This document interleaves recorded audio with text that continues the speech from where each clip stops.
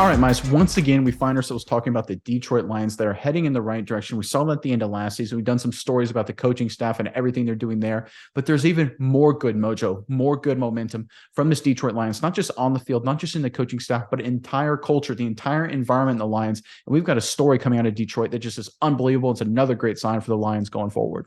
Yeah, Nick, things are trending up for the Lions. This offseason's already started out to a great foot, but we'll get into that story here in just a moment. But Lions fans, I want to know the offseason has started already. There's a lot of options in the free agency pool. Detroit is a very, very desirable location now. It's interesting to be able to say that now. I'm glad we can.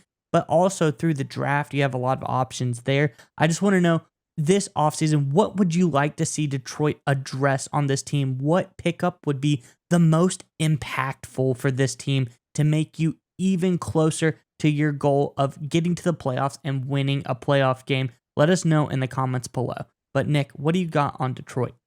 Yeah, so one of the things with the Lions has been one of the unfortunate parts of their history is that some of their greatest players have left Detroit not feeling happy with the franchise, not feeling happy with management. You can go back to the curse of Bobby Lane in the 1950s. You can go with Barry Sanders retiring early when he had a chance to break Walter Payton's record before Emmitt Smith would do. And of course, the most prominent one, I think, in a lot of people's memories is the way Calvin Johnson and the Detroit Lions departed on the wrong foot when Johnson retired from the Detroit Lions. But there is good news on that front, according to SportsIllustrated.com.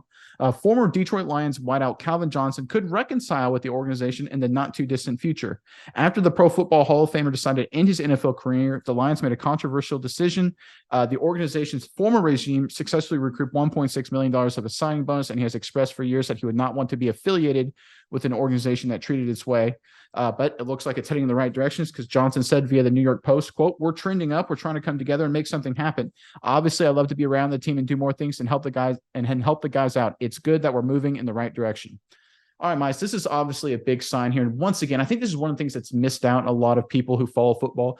The organization matters too. We talk about quarterback, right? Obviously, you have to have a great quarterback. You have to have the right coach, but you have to have the right management, the right organization, the right owner, or the owner doing the right things. It's just a whole collective entity. It's like a business or a school or anything of that, any kind of organization. At the top down, you have to be run really well. And at any time one of your prominent players in history is unhappy, is upset, you've got going beef, and you've got some controversy, that'll weigh down the organization. And it looks like the Detroit Lions are reconciling that, which I think is absolutely massive. It's another great sign that the guys in charge here in Detroit, this new regime, this new era, is the right people for the job, and they're just crushing it on all levels. They're drafting well, they're bringing in the right coaches, they're developing players the right way, and now they're treating former players the right way too. Everything is just all aces up right now. Yeah, Nick, and I want to emphasize how important it is when you have a Hall of Fame level player like Calvin Johnson for them to hang around the team, hang around the city. It really does change a lot of stuff. It brings that environment up. I think of most recently, especially with the team that I like to follow, Baltimore Ravens. You see Ray Lewis around the team all the time. He really kind of picks the team up. The energy in the stadium is up when he's there. He's always talking to the guys, giving them speeches, him and Ed Reed at the same time. You think of like what Peyton Manning does when he's around, the Broncos, the Colts organization, stuff like that.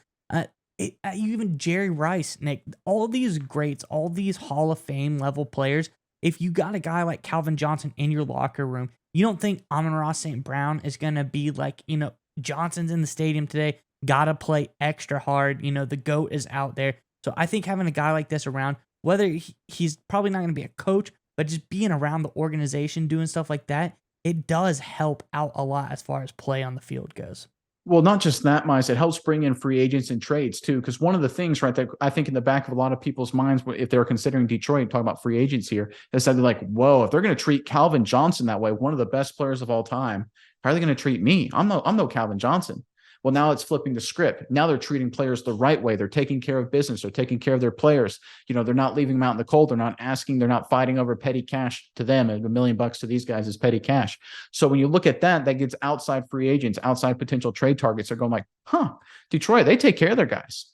They bring in guys. They create a good culture. They don't leave guys hung out to dry. They want to bring the old vets too. They want to create just a team first, a player first environment, right? We talk about player coaches and things like that, and sometimes that has a negative label, but you have to have the right organizational culture in the NFL to bring in the right guys. That's just the way it is. You can't just be a strict disciplinarian or a really jerk of an organization in today's NFL with the way free agency works. It just doesn't work. Look at what happened with Tom Coughlin with the New York Giants era, the way it ended, and the way he tried to do things in Jacksonville for a number of years. It just doesn't work. You have to be player focused and player centric. And I love the fact the Lions are kind of working to reconcile with Calvin Johnson, because I think we're going to see in the not too distant future a lot of big time free agents become even more interested in coming to Detroit and joining Dan Campbell in this group. I mean, there's just nothing but momentum behind the Lions organization right now.